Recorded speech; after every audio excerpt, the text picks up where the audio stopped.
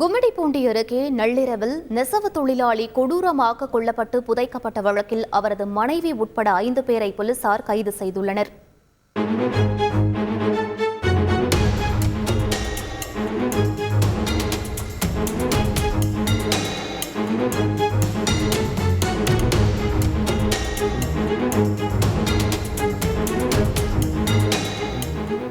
திருவள்ளூர் மாவட்டம் கும்மிடிப்பூண்டியை அடுத்த பாதிரிவேட்டில் உள்ள மூர்த்தி ஐயா தெருவைச் சேர்ந்த நெசவு தொழிலாளி பாலசுப்ரமணி. இவருக்கும் பெரியபாளையத்தை அடுத்த கொசவன்பேட்டையைச் சேர்ந்த புவனேஸ்வரிக்கும் கடந்த 2004ஆம் ஆண்டு திருமணம் நடந்து 2 மகன்கள் உள்ளனர். அந்த கிராமத்தில் நெசவு தொழிலை கைவிட்டு பலர் வெவ்வேறு தொழில்களில் ஈடுபட்டு வருகின்றனர். நெசவு தொழிலை விட்ட பாலசுப்ரமணி அதே கிராமத்தைச் சேர்ந்த டாஸ்மாக் ஊழியர் டில்லி பிரசாத்துக்கு உதவியாக 1 வருடமாக செங்குன்றத்தில் உள்ள டாஸ்மாக் கடைக்கு இருசக்கர வாகனத்தில் அழைத்துச் சென்று வந்துள்ளார். ஆனால் கடந்த ஞாயிற்றுக்கிழமை நள்ளிரவு 12 மணிக்கு பாலசுப்ரமணியை அவரது வீட்டின் அருகே உள்ள சாலை சந்திப்பில் இறக்கிவிட்டு டில்லி பிரசாத் தனது இருசக்கர வாகனத்தில் வீடு திரும்பியுள்ளார். ஆனால் பாலசுப்ரமணி வீடு திரும்பவில்லை. மறுநாள் அதிகாலை டில்லி பிரசாத்திடம் பாலசுப்ரமணியன் குடும்பத்தினர் கேட்டபோது வீட்டுக்கு அருகில் கொண்டு வந்து விட்டதாக கூறியுள்ளார். பாலசுப்ரமணியன் செல்போனும் அணைக்கப்பட்டிருந்ததால் பாதிரிவேடு காவல் நிலையத்தில் புகார் அளிக்கப்பட்டது. இதற்கிடையே பாலசுப்ரமணியன் வீட்டின் அருகே இரத்தக்கரையும் அவர் அணிந்து சென்ற ஹெல்மெட் மற்றும் அவரது டிஃபன் பாக்ஸ் போன்றவை சாலையோரம் சிதறி கிடந்தன.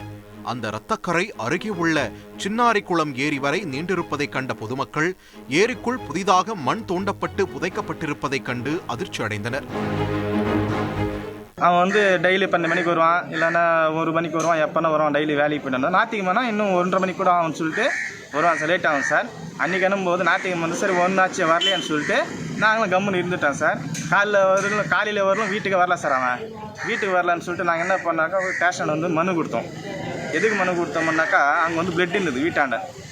பிளட்டு பார்த்துட்டு சரி என்ன எதை நடந்திருக்குன்னு சொல்லிட்டு அவங்க சொந்தக்காரங்க மனு கொடுத்தோம் சார். மனு கொடுத்தோன்னே போலீஸ் டக்குன்னு ஸ்டெப் எடுத்து எல்லாருமே எங்கே பிளட்டு பார்த்தோமோ அங்கேருந்து தேடிக்கினே போனோம் சார். எந்த வயலில் போயிருந்து பார்த்து நாங்கள் போயிட்டு சின்னாரிக்குளம் ஏரி அந்த ஏரியாண்ட போனோம். அந்த ஏரி லாஸ்ட்டில் போனோம் பிளட் இருந்தது. இதையடுத்து கிராம நிர்வாக அலுவலர் சுதர்சனம் அளித்த புகாரின் பேரில் வந்த பாதிரிவேடு போலீசார் அந்த இடத்தை தோண்டி பார்த்ததில் அங்கு இரத்த வெள்ளத்தில் பாலசுப்ரமணி வெட்டி கொலை செய்யப்பட்டிருப்பதைக் கண்டு அதிர்ச்சி அடைந்தனர். உடலை மீட்ட போலீசார் பிரேத பரிசோதனைக்காக பொன்னேரி அரசு மருத்துவமனைக்கு அனுப்பி வைத்தனர். இந்த கொலையில் 3க்கும் மேற்பட்ட நபர்கள் ஈடுபட்டிருக்கலாம் என்றும் திட்டமிட்டு கொலை நடந்திருக்கிறது என்றும் முடிவு செய்த போலீசார் தனிப்படை அமைத்து குற்றவாளிகளை தேடி வந்தனர். முக்கிய சாலை சந்திப்புகளில் பொருத்தப்பட்டுள்ள கண்காணிப்பு கேமரா காட்சிகளை சேகரித்து விசாரணையை முடுக்கிவிட்டனர். அப்போதுதான் இந்த கொலைக்கு காரணம் பாலசுப்ரமணியன் மனைவி புவனேஸ்வரியின் கள்ளக்காதல் என்பது தெரிய வந்தது. புவனேஸ்வரி இதற்கு முன்பு அதே பகுதியில் முத்தும் ஜெயம் என்பவர் நடத்தி வந்த தறிக்கூடத்தில் வேலை செய்து வந்துள்ளார். இருவருக்கும் இடையே தகாத உறவு இருப்பதை அறிந்த பாலசுப்ரமணி மனைவியை கண்டித்து வேலைக்கு செல்வதை தடுத்து நிறுத்தியுள்ளார். இருப்பினும் 100 நாள் வேலைக்கு சென்ற புவனேஸ்வரி தொழிலதிபர் முத்தும் ஜெயத்துடன் இருந்த பல ஆண்டுகால தகாத உறவை கைவிடவில்லை. இதை தெரிந்து பாலசுப்ரமணி புவனேஸ்வரியை கண்டித்துள்ளார்.